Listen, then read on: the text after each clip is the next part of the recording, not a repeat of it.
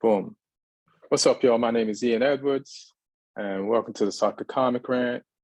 And we're going to talk about Liverpool versus Arsenal. Big game this weekend. Was that a penalty? I got my opinions. There's so many things that happened this week. There were 3 handball goals. 2 of them got allowed. 1 didn't. 1 got a penalty. So stuff happened in the Newcastle game, West Ham game, Man United versus Everton game. Like, there's a lot of conflicting calls going different ways in different directions.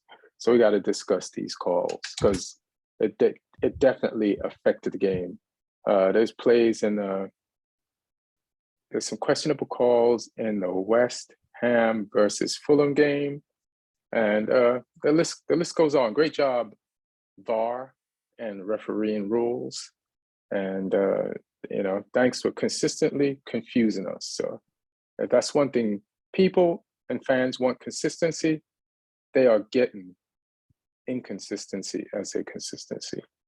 Got big wins by Chelsea. We'll see what that Southampton do, and Spurs, and we'll go down the line. Thanks for listening and watching. If you're on YouTube, like and subscribe. We got one of our regular co-hosts, Neil Chakravarty, stand-up comic, Chelsea fan. What up, Neil? What's going on? All good. Surprisingly, Arsenal's on top of the league. So except that, the world's looking fine. We're gonna, I guess, get into that. So Arsenal's at the top of the league. What are your thoughts on the game, Arsenal versus Liverpool? I mean, I know we'll come to the decisions later, but I think, the team that played the better football won. Arsenal definitely kind of dominated the game, and it seemed a pretty scratchy game from Liverpool. And they've been having these kind of games that it doesn't even feel like it used to be back when this Liverpool team under Klopp, they get a goal that really like kicks them into another gear.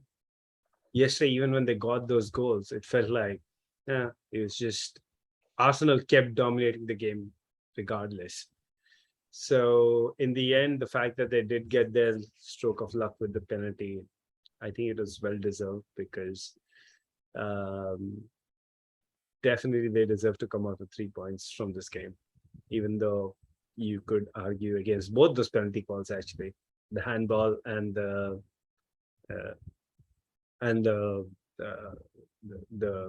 Thiago penalty given. So which handball?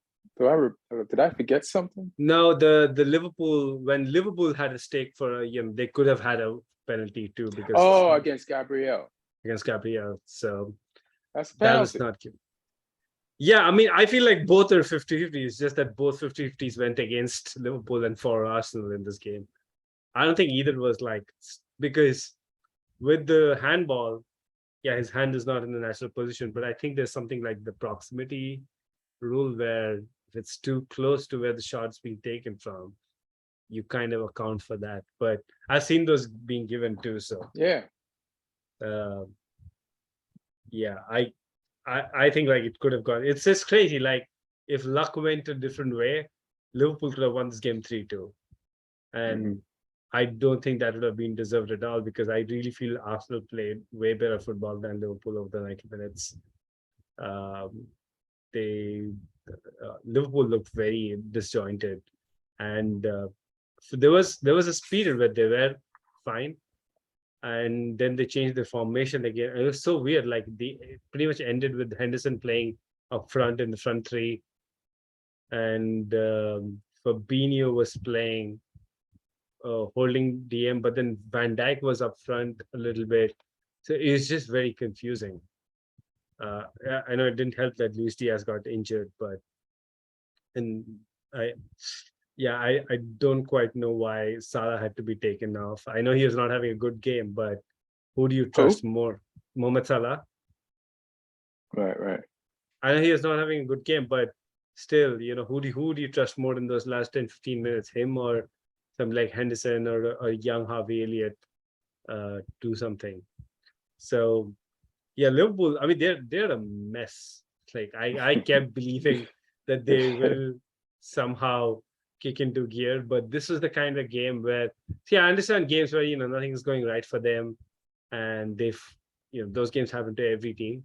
But this was a game Mhm. where there were various moments where things were actually going for them. They got those goals, they got back into the game twice, and it's just that it seems like it just doesn't matter. They, no matter what happens in terms of the score sheet, they just can't kick into a gear where they're playing with a lot of rhythm. So, and now with the reports coming up that Diaz is probably out for a while, Mhm. and I don't, Trent's injured too, so I don't know what's the diagnosis on that. But yeah, it's not looking good at all. Arsenal, they played really, really well. Like they pretty much, this was a showcase performance for how they've been, in the lead up, like all these games. You're trying to Mhm. show new Arsenal, gonna go for the league. All the elements of that kind of came together in this game. They really put on a big boy performance against another top 16. I mean, I guess I'll talk about Arsenal first. I agree with a lot of the things you said, except that just based on performance, they should have won. You know what I mean? Like, I always feel like, yeah, you know, if a goalkeeper pulls a blinder, makes Yeah. 14 saves, he's a part of the other team. So Mm. he made those saves and the other team won, even though they only had one shot. Hey, man, that's like having Messi in goal for a game. Yeah. It's like you picked him.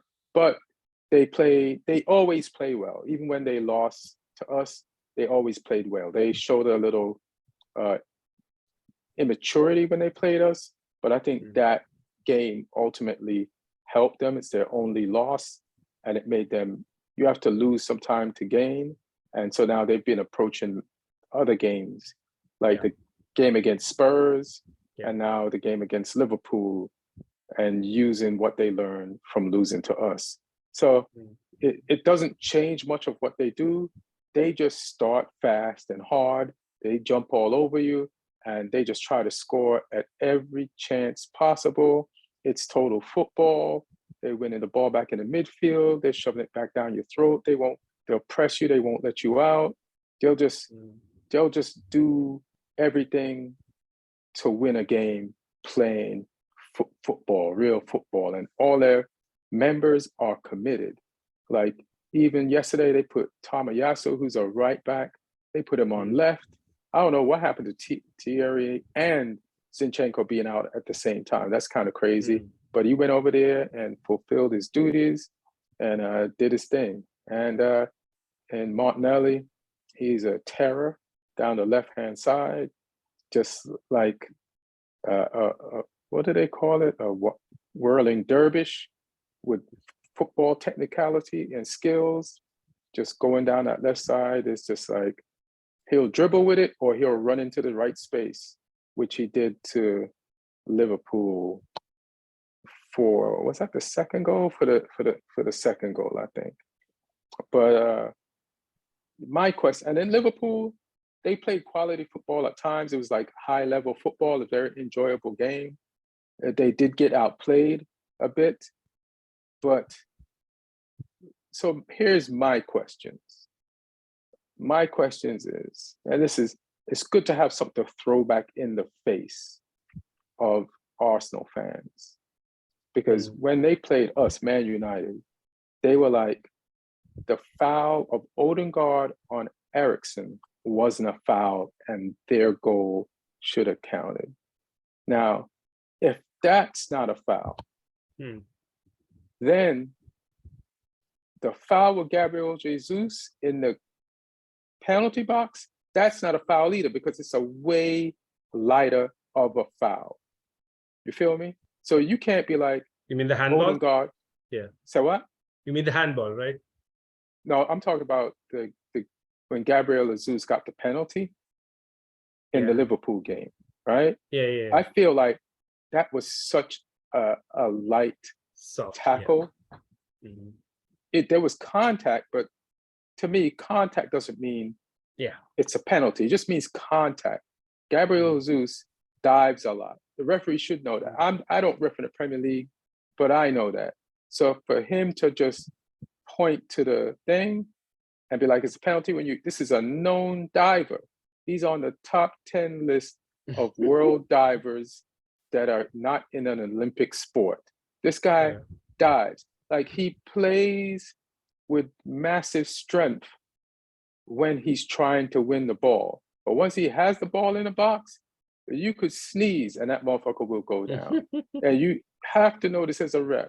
You have to go look at that and be like, and even if you see contact, you got to be brave enough to be like, yeah, he touched him, but there's no way you're on the ground pounding your fists like that. You're obvious. Just that alone, the pounding of the fist. The moment the pounding begins, yeah, he's acting because you saw the contact and you could, you're lying to me, and I'm giving you a yellow for lying to me. So that's not a penalty. There is no way the tackle on Odegaard and Eriksen is not a foul, but this is.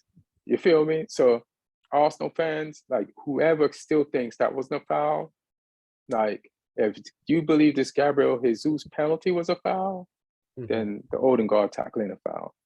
And then the handball thing with Gabriel, like I wouldn't give it. I don't think he did it on purpose, but I also wouldn't have given the penalty to Gabriel Jesus either. You know, like this is just common sense calls. You go look at it, and you be like, this is not, So I think the difference is like, the wording of VAR being clear and obvious. When there are these subjective calls, whatever is given on the pitch stays. So once the referee blows for the penalty in favor of Arsenal, when you go to VAR, even if you see it, you almost have to see no contact to overturn that penalty, because you gave it, and there has to be clear and obvious proof that it's not a penalty. There was clear and obvious proof that it was a dive. So, he touched him. Yeah, but come on, nobody's in real life. If you're on the train or just walking down the streets, and somebody, if you bump into the frailest person, they're not going down like that. They're only going down if they're a soccer player and they're in the penalty box and there's a ref. Nobody else is going down like that. Like Thiago Alcantara is not no fouler like that, So I just wouldn't have called it. The same ref that used the right judgment to not call the penalty on Gabriel, you should have used the same type of judgment to not call this foul on a, let me ask you a question. Can a ref be like, hey, can I go see that? Can a ref blow the whistle and then be like, can I go see that? Well, no, I think it has to be the recommendation from the VAR. But in this case, he did go see that, didn't he? I think he did. I don't think he did. I don't think he did. He called the penalty. Yeah, I don't think I think he called the penalty, and then there was no overturn or nobody said. But I could be wrong. Yeah, I don't quite recall if he actually did go to the monitor or not. But sorry, I just do think Arsenal is doing good, and I hate it. Yeah, I hate it too. A draw would have been perfect, just to temper them a little bit. But you can't fault them. Like, they've gone on this project, they've spent their time recruiting, picked up the last few pieces, similar to how Klopp did it with Van Dijk and Alisson. seems like Saliba and Gabriel Jesus are kind of like the finishing touches to however they wanted to play, and they're making the difference at the either end of the pitch. And yeah, it's happy times if you're an Arsenal supporter right now. It's probably the happiest times in a long time. So let me ask you this. So everybody's being cautious, as they should. They're not saying that Arsenal can win the title. They're just saying they're contenders. They've been first in the league for a minute, and they keep winning every game except that one against us. Yeah. And but do you think they can win this thing? I mean, is this Leicester?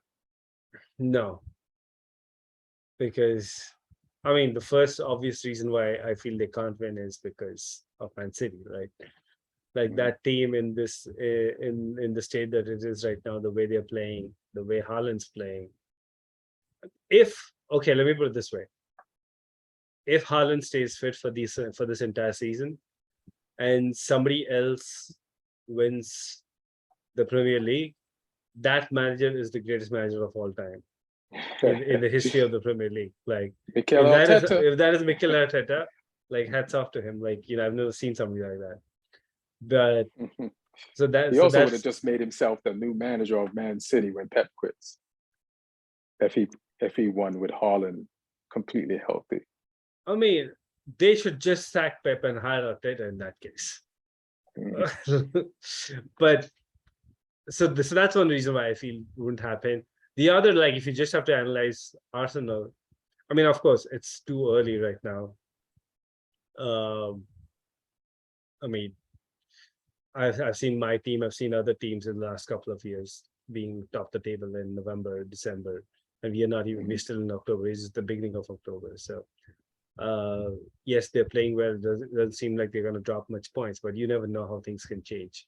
With us, it changed due to injuries last season. We had 2 injuries, and that completely, caused the wheels to fall out because we didn't have the similar replacements in those positions. So, and I don't know, I think Arsenal has depth in some positions. It doesn't have depth in a lot of positions too. So, for example, if you don't have Gabriel Jesus up top, will Eddie, Nketiah, will he be able to provide that level of goals? Yes, 100%. I'm not that sure. Yeah, me neither. Even though he is, he has Cobham roots. I'm still not sure. I don't think so. For example, the backups in midfield, will they be able to provide what Odegaard, Xhaka are providing right now? I'm not that sure. I think Smith Rowe is injured right now. I don't know. It's weird. Like they don't even. I think he's injured. Yeah. I remember he's injured at some point, so I'm just assuming he's continued to be injured because we don't see him that much. Yeah, I don't see him in this lineup. I'm checking it now. I don't see him. Yeah. Like I agree with you. Like they don't have the depth to continue this. But say they got lucky and didn't get any injuries. Yeah, then definitely. I mean, but I would say, I would still not say definitely, because I would need to see them deal with the pressure of Man City breathing down your neck for 10 games. And also no injuries, they're yet to play Man City too. So that's gonna be one of those games. Yeah. But I don't know, these guys, man,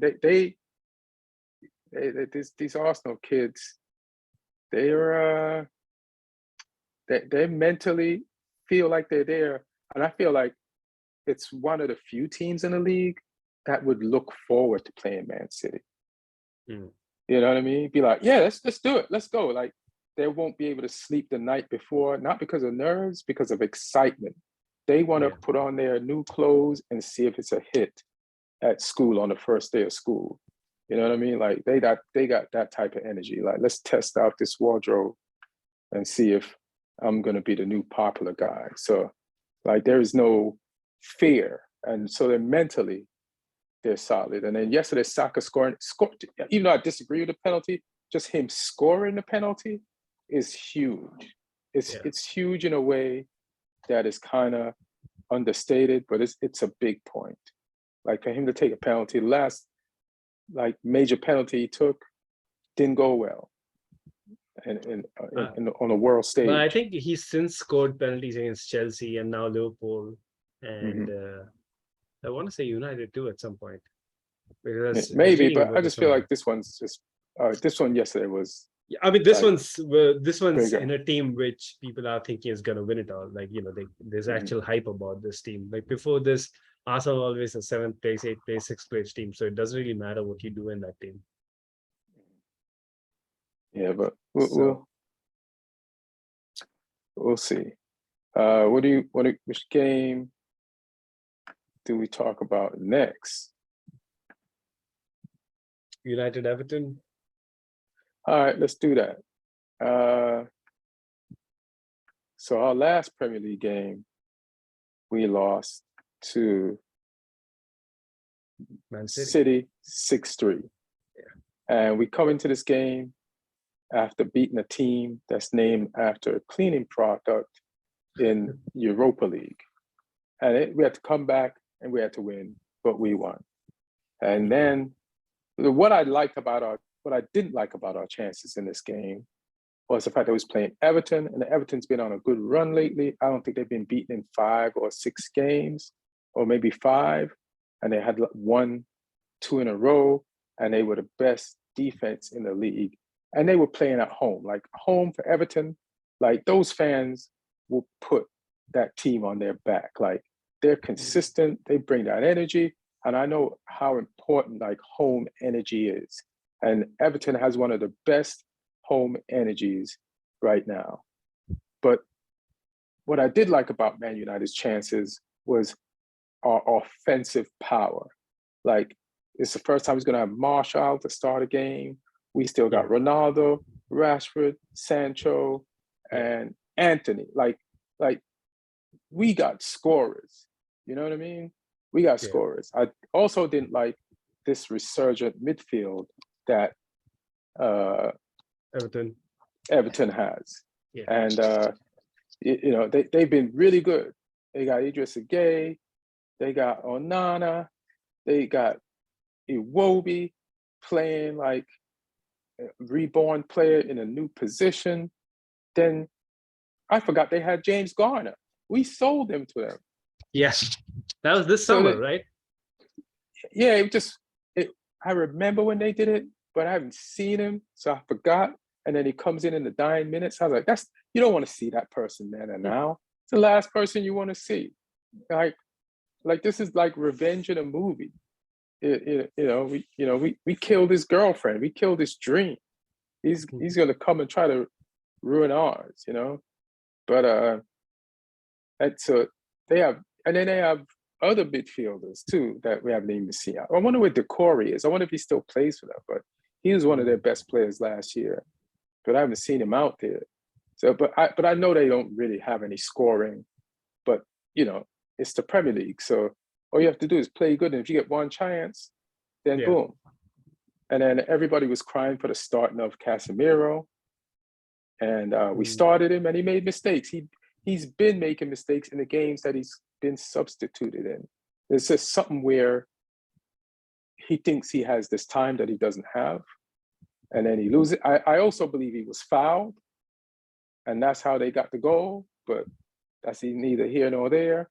But he was instrumental in giving the ball away and then recovering it back and then passing the ball to Ronaldo for the winning goal. And he made he was like first in a lot of positive categories for both teams at the end of the game. So, you know, hats off for him. And I like it. It's true and very cliche. Never give up on Ronaldo. You know what I mean? Like he's almost like, it's almost like he'll play bad to make you give up on him. Yeah. So that he could prove you wrong, which was kind of what happened against Ammonia, where he got multiple chances, didn't put them away, and hasn't really played good all year. He didn't want his 700th club goal to come against what you, as you call it, a chemical compound, right? So I don't really blame him. I don't even know why he is trying so hard. Like, just wait it out, get back to the Premier League, and it happened, right? Did it at Goodson Park. Listen, at least 300 of those goals were against other chemical compound teams. So those weren't all top shelf teams. But hey man, you can only score against who you play against. But great 700th goal. Too bad Anthony Marshall got injured, but at least he got an assist before he got off the field, so he still was effective for us. I just don't know how long he's going to be injured for.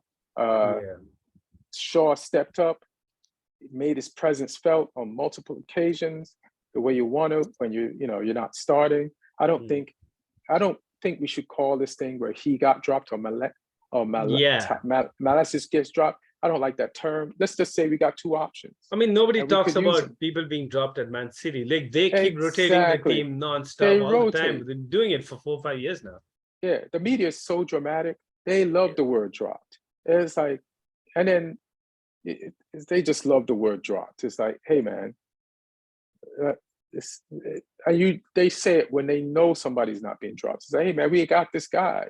He just scored for England versus Germany. He scored in the Euro finals. Like, he made plays for England. We could use him sometimes. And also, this is a week where players are playing. I don't know about you guys, but at least for us, it's 4 games in 10 days. And I'm assuming with the league, it's going to be similar. Yeah. We got about the same thing. So we got like 9 games this month or some shit like that. Yeah, so you got to rotate, right? Yeah. So, yeah. But, so Shaw is good. And then it was great to see David De Gea, like, come off his line, come out his box, and shut down some of the plays. Like, to me, those were great saves. Like, just coming out the box that far, reading the game, and like clearing the ball out or stopping an opponent from having a one-on-one advantage against him and a defender. So master improvement in that. And then we control the game a lot. Let me see. High percentage. It's one of the few games where we had like, we control, which is what Ten Hag and Ragnick wanted us to end up being. So we controlled and we won a game. Like, only towards the end it got iffy. And then the Rashford handball. It's like, come on. So Skamaka can hand the ball. And who's the other West Ham player? I love him. Mikel can hands the ball like that, and those goals count. And Rashford's goal don't count. And when the way Man U luck's been going, you don't score that third goal. Oh, and then that's when could be a 2-2. Could be a 2-2, and then it's just a bad feeling. Just kills everything. Just kills everything. So the fact that we held on, we were mature enough, and those guys kept their composure, even though it started storming towards the end of the game. And Everton started showing what I thought they would show most of the game, but we took them out of. We took Everton out of being Everton, the Everton that I feared at home for the majority of the game. So hats off to the homies for handling their business. I mean, this is the typical Premier League game that Ten Hag will have to see and experience and win, right? If he wants to succeed in this job. Because Everton, even though they don't have a whole lot of talent, they have enough to like just about bother you, annoy you, and give you keep you honest for 90 minutes. And that's what pretty much happened after that first goal. Alex Iwobi, by the way, I don't know what has come onto him. Like, I thought his career was over. He's gonna We're gonna see him in the MLS pretty soon, but he's had a revival under Lampard and this new role that he has. So, and it's great that he got a goal. I don't think it's great that he got a goal. Yeah, but with the United, you always know that they have those goal scorers up front.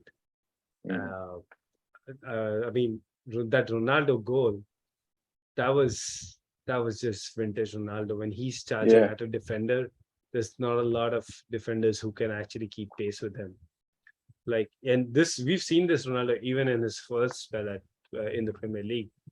Like him charging down versus defenders on the wide flanks was a sight to behold. It was really cool to see. Like, he's almost turning the clock back on that. Great finish and great celebration too. I really liked what he did with Anthony. He's showing he's got some variety to his celebrations. I think people have been memeing the CU celebration a little too much. I mean, after 700 goals, you got to switch it up. You got to try something new. Yeah. So, yeah, I mean, I think even from the standing, the table point of view, you don't want to go completely out of sight of it's not that super critical where you are on the table right now, but you don't want to fall that far behind the top four either. Because I know we've spoken about Ten Hag being given a free ride this season, but once you're in the middle of, I mean, you would want to ideally finish in the top four, right? If he didn't, I get it. Next season for sure. I don't care who's doing what. We need to finish in the top four. Like, if we kind of slipped out towards the end because we got depth problems, and we're lucky the club decided to splurge on Anthony right before the Arsenal game and before the window closed, because it's 90 mil worth spent. People are laughing at us that we felt like we got pressured into it, but like, we've had so many injuries up front, and it's like, like, it's going to be a committee of all those guys, including Elanga, I think, like, whenever you can get some, and Sancho and Ronaldo and Marcus. So we spent the money, and yesterday it was the spent money that got us past, like, teams like and Anthony's now scored 3 and 3, I think. 3 and 3. That's amazing. I mean, that's a great way for his career to begin, and he's probably going to be locking down that right hand side. And what's going to be interesting is now Ronaldo's got this goal. Is he going to start the next league game? Not the Europa League game, but is he going to start the next league game? And, who's going to start alongside him? It depends. Is Marshall, let's see what's up with this Marshall injury. You want to get Marshall going. Yeah. You know what I mean? And he is ultimately the original plan of us. He's plan A.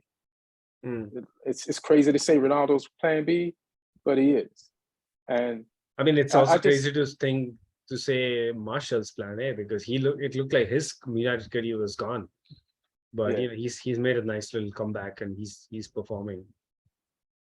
But I understand Marshall. He's a very sensitive guy, and he's a very loyal guy too. So imagine you have a season where you score 20-something goals for the club, right? And then the next season,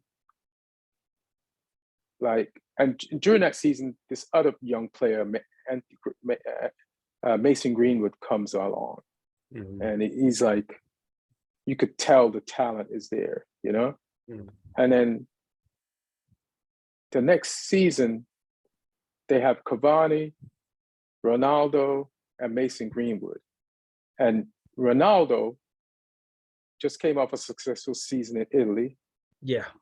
And you're like, you just tell this young guy who finally got some momentum. It's been, he had some rough spells with Mourinho and shit. And you tell him, hey man, we're going to put you on the bench. And then before that, before Solskjaer got there, we had Lukaku, and they spent money on Lukaku, and they got Ibrahimovic. It's just like there's no clear run. And I know you got to earn your position, but he was still young during those times. Now he's 26. He gets it. He's ready to be effective. Did he like sign an extension or something? Or is he still on this original contract? No, he's definitely on a new contract, I think. Oh, okay. Yeah, he's got to be.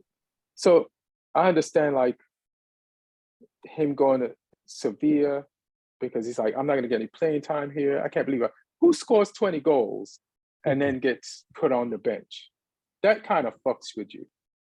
It makes you feel like, it just makes you feel like every time I do something for this club, something happens and I get screwed. Yeah, because he's been here since 2015. So it's going to be, this is the 8th year. That's just crazy. Yeah, that's a long time. Contract, he joined in 2015. Oh, he extended his contract in 2019. And now his contract ends in 2024. So he has another 2 years. Another 2 years.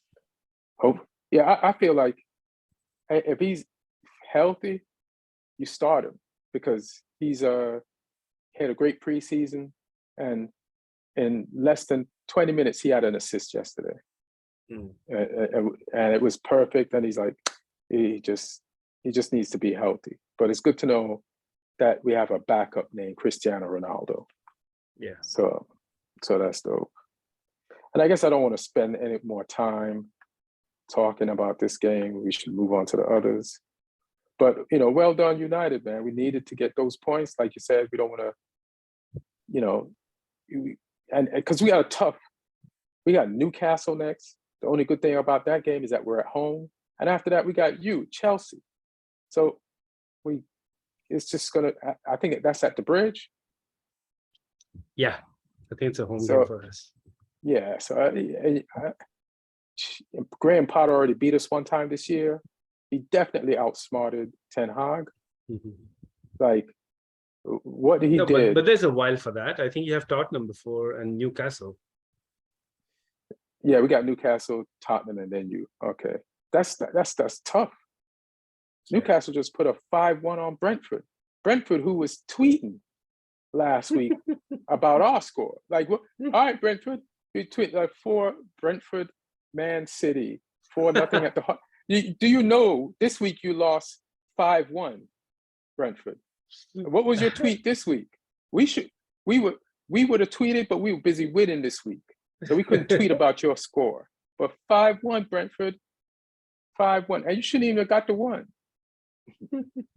So yeah.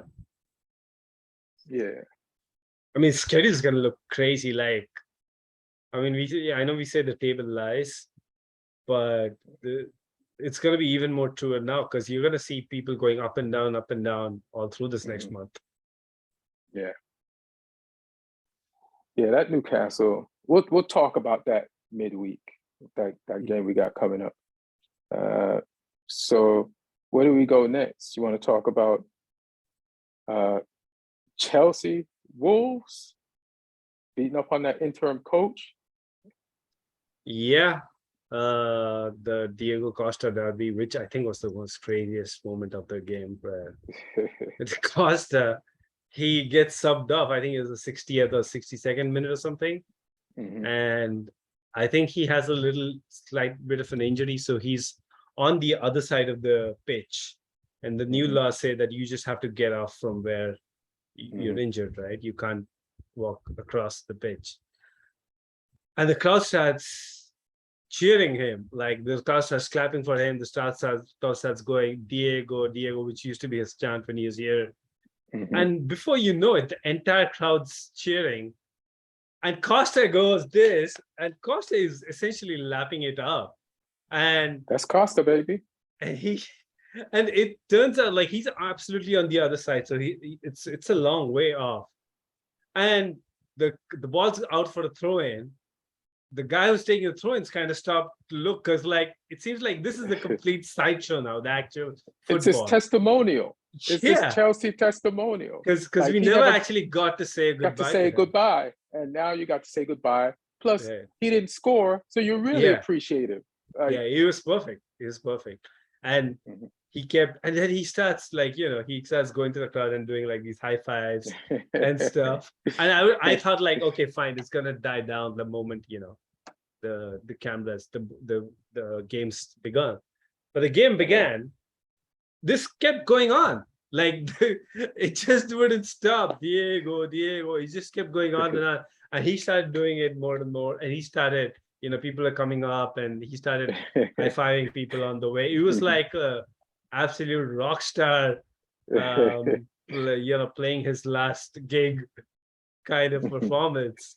It's the Elton John goodbye tour, Yeah. farewell tour. Yeah, it was funny from the Wolves fans too. Like I think they were pretty odd at the end. His team is 2-0 down, by the way, at this point. This is Not his happening, fault. and it's not even like the last few minutes. There's like at least 30 minutes left to play. And so the Wolves fans, they probably got a little too pissed off and they started thinking, he left because you're shit. He left because you're shit. That is not true. That's not true. That's not why they left. You can't just make that up, Wolves. That's not why they left. The reason he left is because of a text from a Tottenham Hotspur's manager. And he said that like at the end, after the game, he gave an interview to ESPN, I think Brazil. And he says that, the ovation shows the connection I have with the fans and that I never had a problem with the fans. I left because of a coach, because of that coach. What's his name? He kind of goes in the interview. What's his name? So yeah, that was fun. But come to the actual football, I think the kind of game we needed in the Premier League. I know we won last week against Crystal Palace, but that was a very scratching and played terribly that game. But this was a comfortable, convincing. It's probably a best performance of the entire season because even though we were comfortable against AC Milan last game, first 20-30 minutes we were not. So this one, from minute 1 to minute 90. The first half again looked to be a little weird because we were so comfortable. We were creating a whole lot of chances, just could not finish and seemed like, oh man, not again. Like Havertz, Pulisic, Mount, what are you guys doing? Like, but then finally, Mount and Gallagher have a nice interplay. Mount and Chalobah actually, and Mount puts in a ball and Havertz somehow gets his head to it. It's a looping ball. You don't really know if it's going to go over the net or inside. Right. Seemed like the keeper even didn't know. So he was kind of like wrong-footed. But went in and second half was very dominating. Pulisic got his first start in the Premier League and he made good use of it. He missed a couple of very good chances in the first half.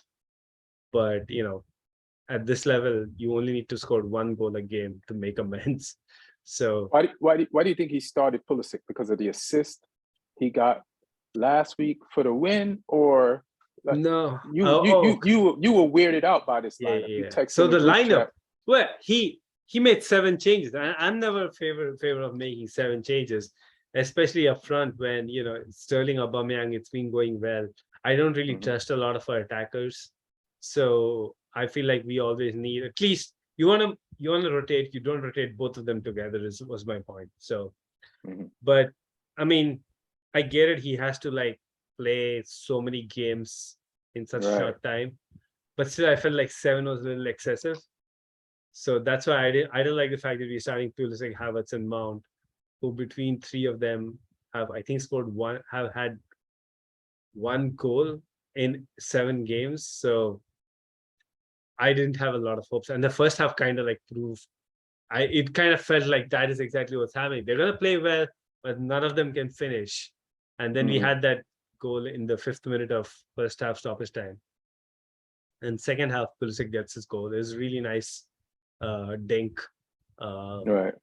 Is tight angle, a nice 1-2 with Mount. Mount got great assist by Mount.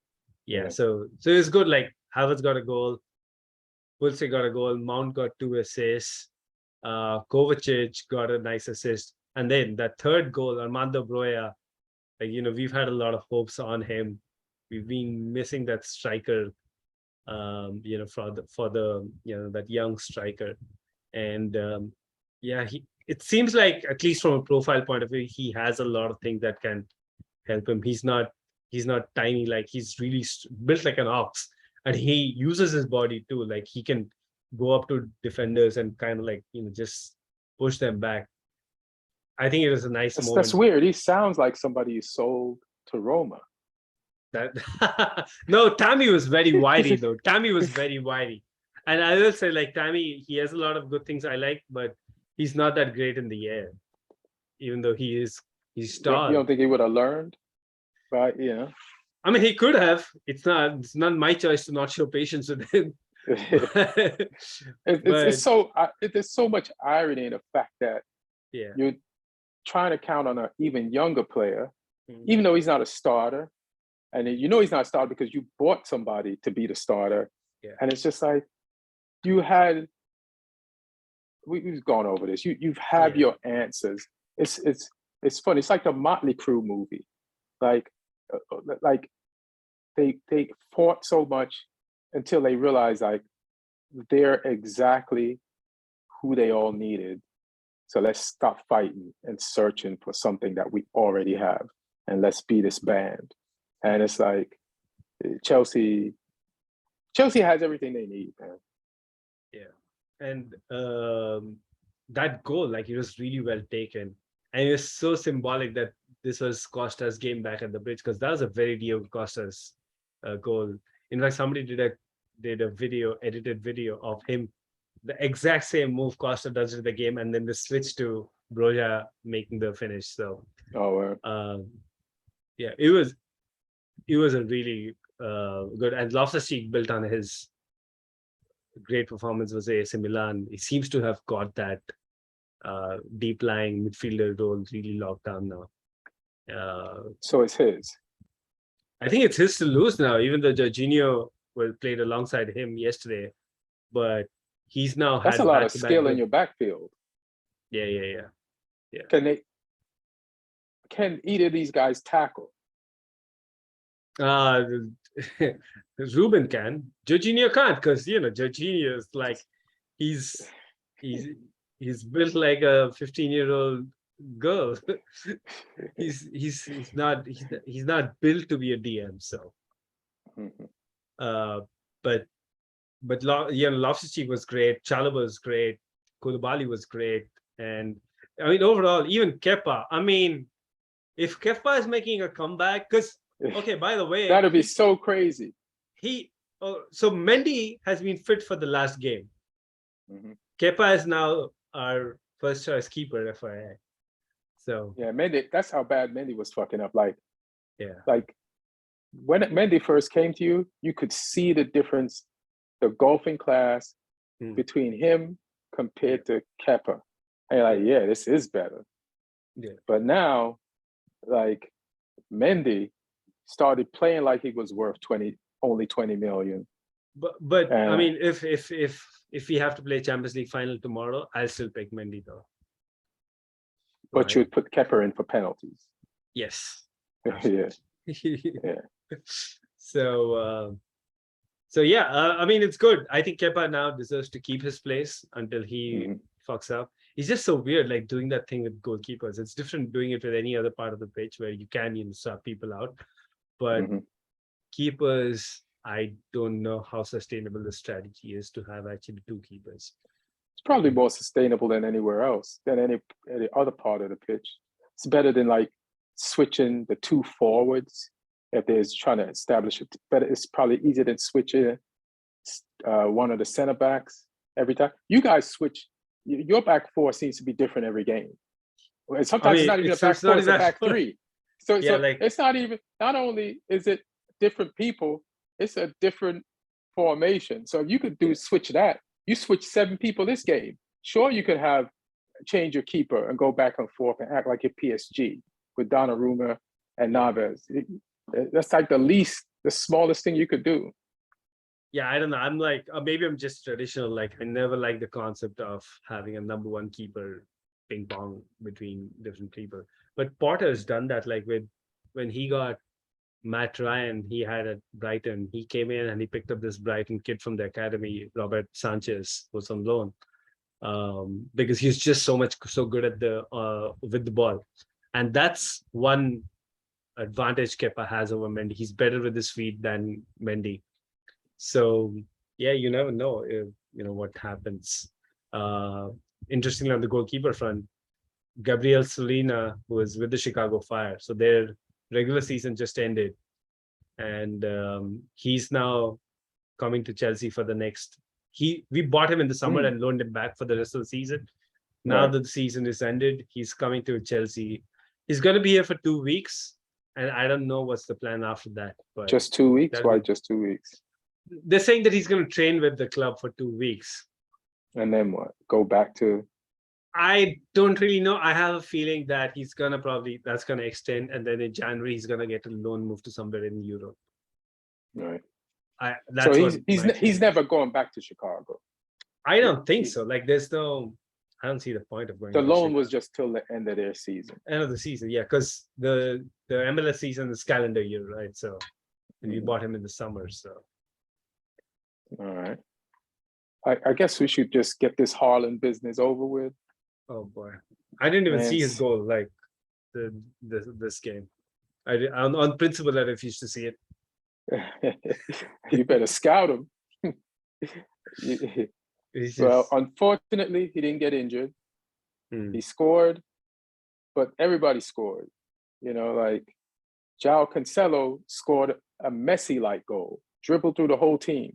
So it's like everybody's getting better over there. Foden scored again. Riyad Mahrez, he got some shine. He scored. And then Erling Haaland said, you know what? It's the 65th minute. I might as well score. And there is this stat, that Ronaldo has 700 goals. Yeah. And that Erling Haaland would have to score. He'd have to score. He'd have to score 47 goals for the rest of his career, pretty much 18 years. 60. Yeah, but then let me show you this stat. Let me see if I can find it. I like this post on Instagram. And it's like, so that sounds really hard, right? For him to score 43 goals a season or 47. I think it's 43. But when I go to this thing on Instagram, let me see if I can find it. Fuck, where my likes at? Here it is. So this is the thing.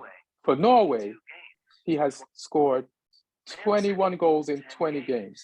For Man City, 14 goals in 10 games.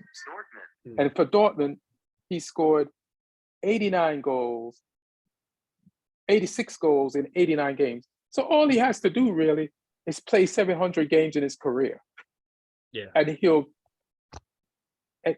he'd be ahead of Ronaldo's record. So it seems impossible. He just has to, yeah. He just has but he's on a little bit more than a goal a game. Like how many games has Ronaldo played? Yeah. Period. What were you saying? Yeah, I was trying to look at this too because I saw that stat too, and it seemed a little odd to me because I think, I think it's not that. The 700 stat, I need to do some more digging into exactly where that stat is coming from. So Ronaldo has made over 1,100 professional career appearances, right? Mm-hmm. According to Wikipedia. So when you say the Talk Sport Graham Souness stat, it seems impossible. But when you read, it seems impossible for Erling to catch him. But when you read what he's actually done so far, which is a goal a game, if he played 1,100 professional career games, he can do it. He'd blow by Ronaldo's 700. Actually, that makes sense because now I'm looking at, so this is only league goals, not all comps.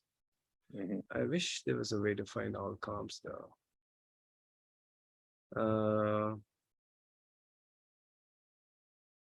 Okay. Now let me do it. Okay, so now, so for some reason, it still shows me as Ronaldo having 623, not 758 actually. Oh, I tried to remove penalties. But anyway, so the point is, if you see the goals per game or goals per 90 minutes, Ronaldo is at 0.82, Mm-hmm. Messi is at 0.9, and Haaland is at 1.11. So he's way past them right now. Yeah. He's already. It's just a longevity thing, you know. Yeah, And he'll go Ronaldo well really past has. them if he plays as many seasons. If he plays as many seasons, stays healthy, which he seems that's like his mindset. He Yeah. he blowed him out the. He started right. Mm. So yeah, like Yeah. people like He needs to start taking more penalties though, because both Messi and Ronaldo took a lot of penalties. This guy seems to have not taken many penalties at all. he wants to give them a fighting chance. He wants to give Messi and Ronaldo a fighting chance to. That's just crazy because like what Messi and Ronaldo did, we spent a lot of time talking about how there's absolutely no way that these guys have taken the game to an absolutely different level, and there's no way statistically anybody can come near. And this guy is doing the same thing to their stats. Yeah, this that Darwin shit. Was it Darwin who was like, you know how you evolve to survive? Yeah. But after somebody evolves, the person after you is going to evolve even more. You know, and so that's what's happening with like the Mbappes and I'm the trying to see Haalands. Mbappe versus Haaland now. All right. Okay, so Mbappe has 235 goals in 282 in 344, and Haaland at 166 and 187. Of course, it helps that Haaland spent a couple of years in Norway, so and Austria. So Mbappe was playing in France all along, but which is like Austria. Yeah, if you're in PSG, absolutely. Yeah. But even among them, like Mbappe has 0.83 goals per 90, Ronaldo 0.82, Messi 0.90, Lewandowski 0.84, Haaland 1.11. But that's still pretty good from Mbappe. And how old is he? 21, 22? Mbappe? Yeah. Let me check. Yeah, Mbappe is 23. He's almost 24, actually. So, yeah. Yeah. He might not get it, but Haaland's Haaland got a 22. chance. So, yeah. It's just crazy because it pretty much lets you know that you have to come up with your own Haaland if you want to win the league, if you want to compete against this Man City. This is pretty depressing. I mean, we had one. His name was Mason Greenwood, but he was going to become.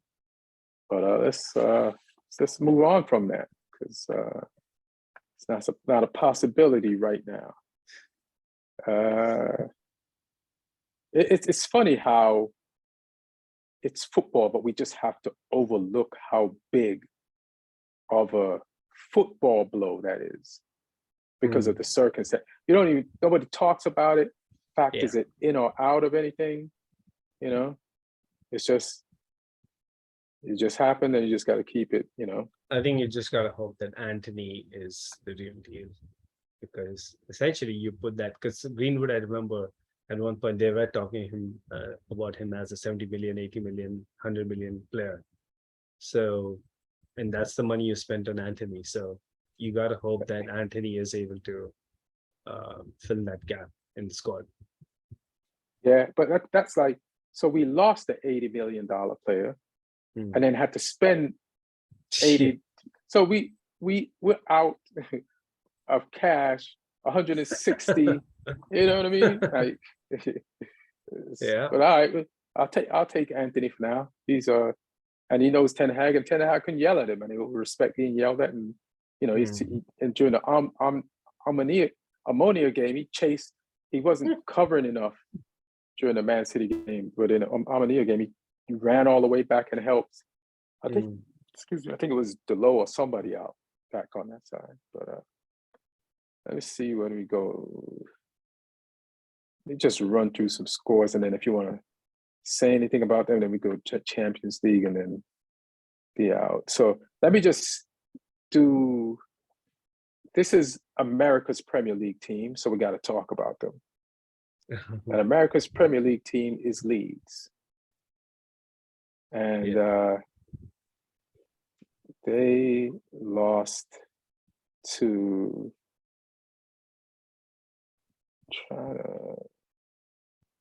Crystal Palace. What is it? Yeah, Crystal. I'm trying to get down to. Yeah, Crystal Palace, and Jesse Marsh got to get this shit together before he ends up on the coaching scrap heap. Like the team's looking good, especially in the first half. Play good football. They pressurized Crystal Palace, took them out of their game. But then when Crystal Palace makes their adjustments and spreads the field more, then they created the opportunity that gave them the go-ahead win. So what Leeds needs to do is when their press is working and they're fresh in the beginning of the game, you got to score. Like they need to get a better. I hope Bamford turns back into what he was the first season he came to the EPL, but he's not there right now. You could see it yesterday. He missed a very good chance. Yeah, like two of them. Like I feel like he missed like two. Like you should put those away. And and they weren't the type of chances because now when somebody has a shot on goal, everybody's like, he should have scored that. And some of those shots on goals is like, nah. But these were like, yeah, you could have, like somebody in form you should put those away. So Leeds has to score in the beginning of the game when they're fresh and they're pressuring a team like Crystal Palace. And then even before this game, I was thinking about Eze and how much, like I've always been saying, you got to buy this Eze stock, man. It's rising. And I haven't heard anything from him all season. But then the Eze stock spiked again towards the end of this game. He got this beautiful goal. And Crystal Palace and, the goddamn coach, they could ball a little bit. There's some players out there that can snap that ball around and make the football look good. And Crystal Palace has now been in the Premier League 10 years, which is really good for them. They have a good coach who's a legend. Like they're a legit Premier League team now, 10 years. Like straight there. And so London club. And I like their home jersey. It's one of the best jerseys in the league. So Zaha, I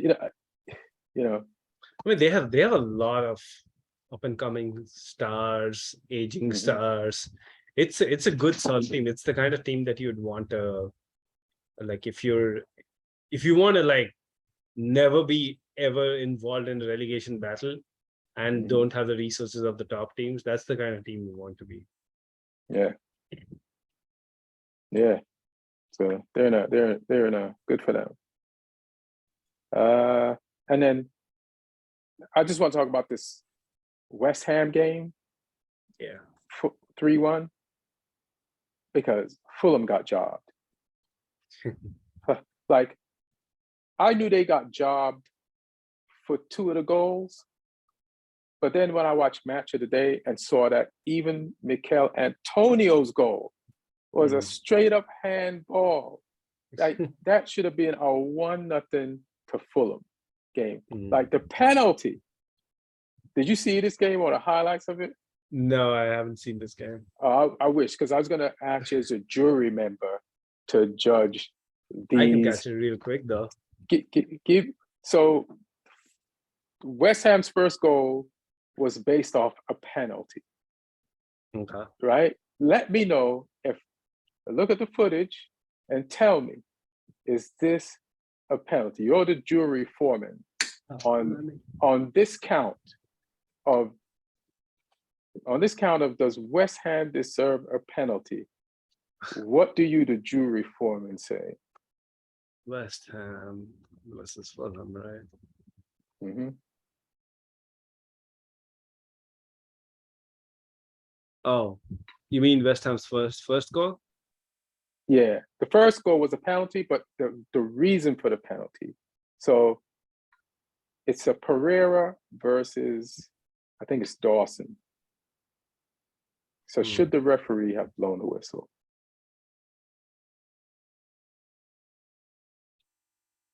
Right now.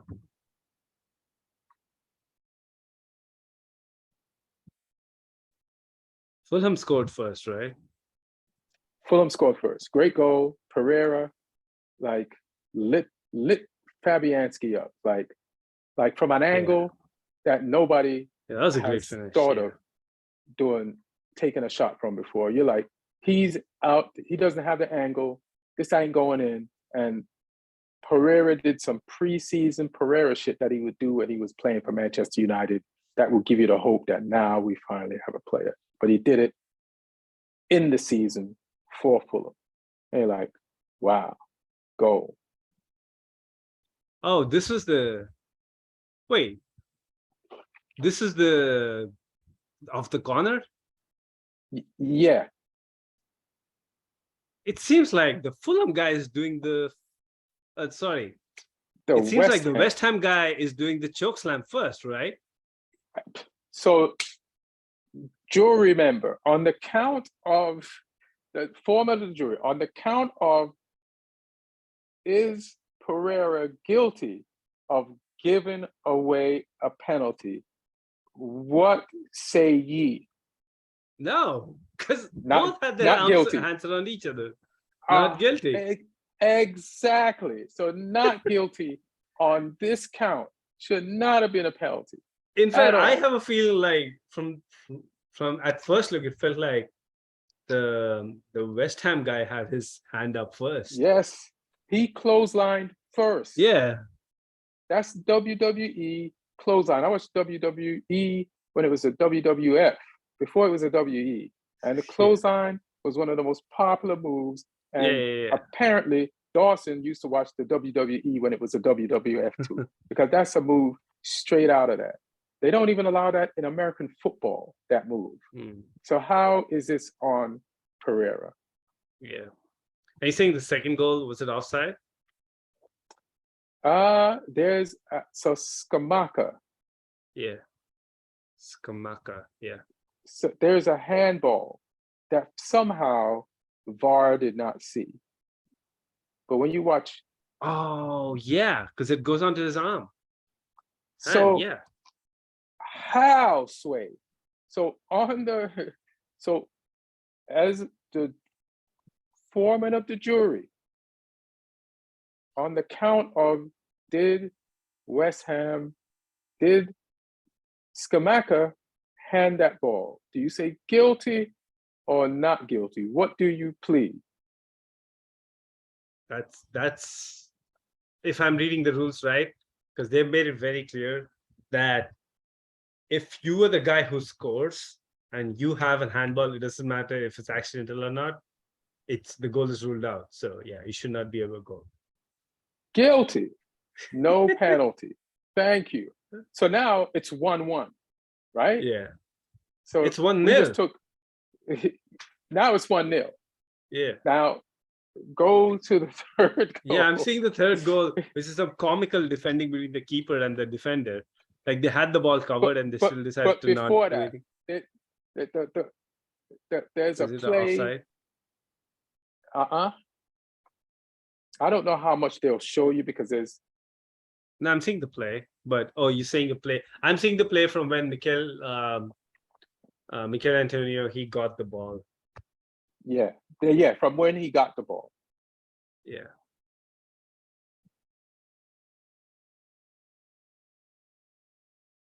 Yeah. So I'm saying it. So what's up with it? See, I don't know what you're seeing. So when Mikel got the ball around, like, in the final third of the pitch, but the beginning of the final third of the pitch, and the ball, it was like a cross or something, or a long pass. Yeah, long pass. It came to him. Do you see the handball of Mikel? Oh, no, because they're not showing any slow motion replays. But there is a clear handball when you see it on. So he goes from, they didn't call that, and then he gets into the comical situation with the defenders and the goalkeeper, and then he scores. But he definitely handed the ball back when he first got it. And they're saying, oh, yeah, it's close. I can't really tell if it's handball or not, but it's No, some it part is. of his body that's not his, it's not his leg. So, yeah, I wish you had the version that would show it to you, like match of the day. It was just clear as day. And then the VAR did not like say, hey, ref, take a look at this. They, according to them, they were like, it was. Oh, yeah. Oh, I see now. Yeah. He scooped it up. So let me ask you a question. This is your final verdict. Oh my God. He literally scoops it up. He like, hey. I mean, so that's crazy so that you just in the case of Mikel Antonio hand the ball versus Fulham to score the third goal, is he guilty of hands or not guilty? He's guilty of, it's not handball, it's handsball, because it looked to me that he scooped it up with both hands. So it's 1-0 Fulham. Yeah, it should be 1-0 Fulham. Somehow West Ham got 3 goals and 3 points without scoring any legal goals. Yeah. That's a mass. And then you saw the Everton Man U game, and they called, how are those two not handballs? But Rashford's third goal is a handball. Oh, yeah. See? I mean, this is where like it gets a little irritating. Like, for example, I totally understand subjective calls can go either way, right? But a handball, if you're saying there's no room for interpretation, doesn't matter if it's accidental or not, then a handball is a handball, right? And then how can you have different interpretations? It's like it's almost like the rule makers made rules to protect themselves from their own rules. Yeah. And then they threw the referees out there and said, good luck. We're safe. Good luck with you. Handle your business. We're not going to look like fools. And it's just, the game is eating itself from the inside out with these rules. But definitely, 3 goals. Like, if I'm Marco Silva, I'm pissed. You're pissed. 100%. Absolutely. Do you want to go to Champions League right quick? Lee's not here, so yeah. I don't know if there's any other game you want to talk about. Tottenham, they beat Brighton 1-0. It's kind of a draft game, but you got to give Tottenham. So let me ask you a question about Tottenham. How much of the way they've been playing lately, because they've been starting games really slow, like their trainer died, but he's been dying. So how much of his illness has been weighing on this team? And could they have been playing? Why are you laughing? Could they have been playing better all this time? Is this? Am I making an excuse for them? So saying, if they're really serious about this coach, about how emotional they are about this coach, they should be playing bad for the last month or so, and not just from today. It's like they never paid attention. He was in the hospital. You should have started playing bad, because he made bad, because you're affected by this news. He should have been affected when he got hospitalized, right? But it looks they won this same game the way they lost the last one, and they won this game the same way they won the other ones. Pretty depressing. So I'm just saying they're humans. Could his illness be affecting their mood, but they're getting these wins anyway? You know what I mean? No, could I think have feelings?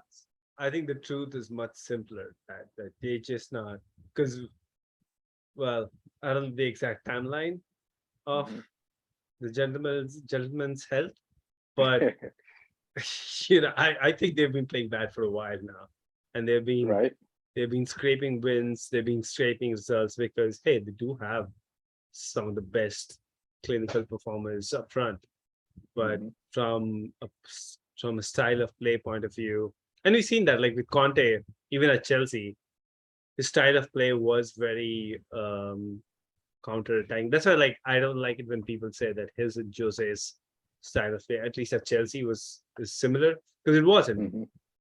Jose's style of play was his default style of play was attacking. Yes, certain games he will absolutely shithouse the place. Certain moments of the game, once he's past the 60, 70th minute, he'll absolutely bring Mikel on, shut the doors, park the bus. He'll do all of that. But his default style of play was not that defensive. Conte's default style of play, at least at Chelsea, and from what I've seen in other teams too, it's direct, but it is very counter-attacking. So he'll never take the initiative himself, which is why when he played with us, I think I was reading it somewhere that he had one of the lowest. That season, we had 93 goals, which is a record at that point, or very close to the record at that point. But we only had, in the entire league, we had fifth or sixth largest open play goals XG. So it was the brilliance of Costa. It was the brilliance of Eden Hazard. It was the brilliance of Pedro. It was the brilliance of Cesc Fabregas that absolutely turned a little something into a whole lot more. And next season he got rid of Costa and he paid because he didn't have that kind of overperformers anymore. He has that with Spurs. He does have Harry Kane and Heung-min Son, who can overperform XG, who can outperform, take a simple chance and make it into an absolute clear-cut chance. So I don't blame him for this strategy, but I can easily see it going wrong too. I mean, it has gone wrong, and but they took such a verbal lashing from all areas of journalism last week. But this week they're third, 4 points behind Arsenal, who destroyed them last week, 3 points behind Man City, above you and me, Chelsea, Man United. God knows where Liverpool is. They're 10th with 10 points. So, what happens when this team starts playing good? Do you think they're playing bad and they're third? They're going to play better. No, I think what I'm trying to say is they're playing how they are going to keep playing. Right. And they're also scoring and thereby getting results how they are going to keep getting results.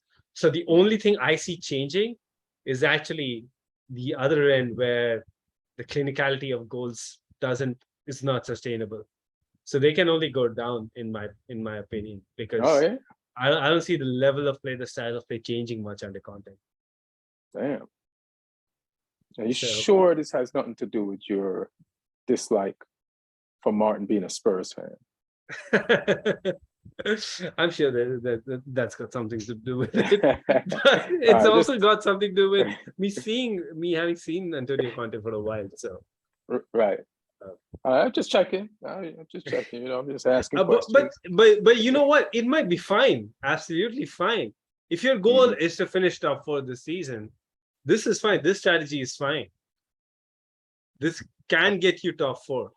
But if your strategy is to win the league or even compete for the league, I don't think it's going to happen Right. with the way they're playing. We'll see. So let's just hit a few of these games in Champions League. Barcelona versus Inter. Inter beat them 1-0. Had Inter. Now Barcelona is going to take them home. New camp.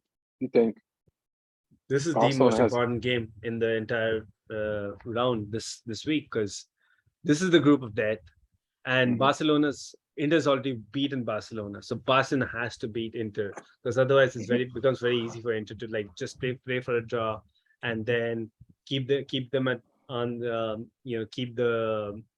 just beat the other two teams, keep Barcelona at arm's length, and you'd think Bayern's going to beat both Barcelona and Inter, so things are going to even out in the other games. So they have to, like, if it's Barcelona has to win to keep their Champions League hopes alive. Else we're seeing Barcelona versus Ronaldo in the Europa League. I mean, an Italian team playing for a draw. That's Italian team. The Italian team forged in the blood of Antonio Conte. Yeah, exactly. And they play counter-attacking. We're gonna beat you 1-0. It's perfect, and they did it without Lukaku. And I think Lukaku's been back, played some football this weekend. So yeah, it's gonna be rough, Barca. Good luck out there. Like I think they're at the top of the league right now, maybe on goals. But they have some injuries too, because I know Christensen's injured. Jules Koundé is injured.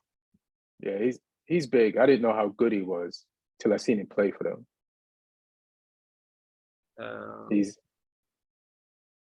La Liga. Okay, so La Liga standings is Barcelona's top, like joint top with Real Madrid. Right? Yeah, because they're both on the same points, but I think Barca. But it'll be crazy to be Barca, top of La Liga, but out of Champions League in the group stage. I mean, in a way, it could be the perfect thing for them. They don't have to worry about midweek games. Just keep playing La Liga, win La Liga. They still have to play, but they still have to play. They get kicked down to Europa League. They will. Yeah, I guess. I guess they'll have to play Europa League, but yeah, you can get kicked out of that too if you really don't care. All right. What do you think? So, but I agree with your assessment. So I don't have much to add. Milan, Chelsea, you beat them. How much did you beat them? Handily? 3-0. 3-0. Italian champs, 3-0. You're on a 3-2. You're on a 2-game 3-0 win streak. Do you want to make it a 3-3-0 win streak? I'll take a lucky 1-0 last minute handball that shouldn't be a handball penalty converted by Chelsea. You'll take one of those West Ham goals. You take one of them West Ham goals. Yeah, but we're playing well. I think it's going to be interesting to see how we rotate, because you have to kind of like rotate back, but not really, because you can't do it's not like PlayStation where you can just switch out an entire 11. So it'll be interesting, like what sort of rotation Potter chooses to go for. I'm assuming Sterling, Aubameyang, Reece James are all going to start this game. Are you comfortable with not knowing what your lineup or formation is going to be on a weekly basis? Not having an identity, and your identity is really, let's see what he's going to throw out there. Are you comfortable with that? I think under Tuchel too, we knew our formation for the most part, but we didn't know the players. Like there was a lot of chopping and changing, and I kind of feel like that's the challenge. Like if you want to be a serious team, the challenge is to be able to manage a big squad Okay, let me put it this way: the challenge is to beat Man City, right? So we all know that's the ultimate aim to be as a football club. So what they do well, right? Like you have a big squad with quality all throughout, and you have players coming in off the bench who can swap in, swap out, and be able to afford at least this same sort of ability for the most part, and also be give people enough game time so they don't completely become a nuisance in the changing room, and be able to do that over a period of time. Of course, style of play, identity, formation is gonna. I don't expect much from Graham Potter in a couple of weeks anyway. And from what I've read about him at Brighton, is also that he is a play manager, even at Brighton, chops and changes a lot in terms like he'll start with back four, end with the back three in the same game, and or vice versa. So I'm sure whoever picked him as manager knows that that's the way he is, right? So he's doing the same thing. You can't now complain about that. So I'm fine as long as that gives us some tactical flexibility. All right. As long as the principles are the same, right? Like we don't end up becoming a counter-attacking team suddenly. We are a possession-based team. We like having width on the wings and making it compact in the middle. So yeah, I just hope we take advantage of. Milan is again in the middle of an injury crisis, so I hope we take advantage of that and like close out the group. You said Milan is a game in the middle of what? Milan has an injury crisis, so. Oh, okay. So you want to take advantage of that. Take advantage of that. All right. Yeah. All right. So I guess that's it. It's PSG versus Benfica. The only reason why that's significant is because it was only a tie last week, but now Benfica is going to Paris, and Messi, Neymar, and Mbappe should take care of him. And if they don't deserve to continue any further. I'm sure standings wise, let me go to standings. Oh, Juventus is there, but they're like third on 3 points. These two have 7 points. Right. You definitely want PSG to finish first, because then you don't want PSG to be you don't want to face Neymar, Mbappe, Messi in the second round. Right. And Juventus they have the easiest team in the group to play. So if PSG don't beat Benfica, like they could turn this into Juventus can get 6 points, have 6 points tomorrow, and then they'd be right there if these guys tie or something, or if Benfica pulls off a win, so yeah. All right, so that's cool. We did that. We're gonna do the midweek show after the Champions League and after the Europa League games. It's getting dark where Neil is at. Daylight saving time is definitely gonna change soon. I had to turn on all my lights. California's getting dark and shit. Yeah. Any last words? No. Games are coming quick and fast, so buckle up. Yeah. And is Gerrard going to get fired? Steven Gerrard. 1-1 today against Forest. Forest did some funny shit today. Like they changed their whole style. Like they normally come at you, press, try to win the ball and score, but they've been dropping points. The manager just got a new 6-year contract. The fans are like, don't fire him. So they gave him a new contract. But he went defensive today. And so against a team, Villa, that hasn't been scoring well. I feel like, is it Steve Cooper? He was like, listen, we are going to get a point today, no matter what. We're going to go for a clean sheet, which will guarantee us a point. Like, we're going to sit back and counterattack. It's completely different from how they've played anybody that I've seen. But he's like, we need to get a point and start feeling good about ourselves so we can move forward with our lives. And they scored first, but Villa pulled one back. Ashley Young did some young shit. Perfect shot. Henderson could not get to it. and it was like the only moment of brilliance for Villa during the game. But they just creatively, there's no composure, you know, when they need it on both sides in this game. But yeah, so that's it. So yeah, I'll see you on Thursday. See you Thursday. See you Thursday. Everybody everyone. enjoy the rest of the games. Take care of yourselves. Be good. Shout out to Aaron Brungardt, All Things Comedy, and like and subscribe. And see you all Thursday. One. All right, good one. Click on. Stop recording.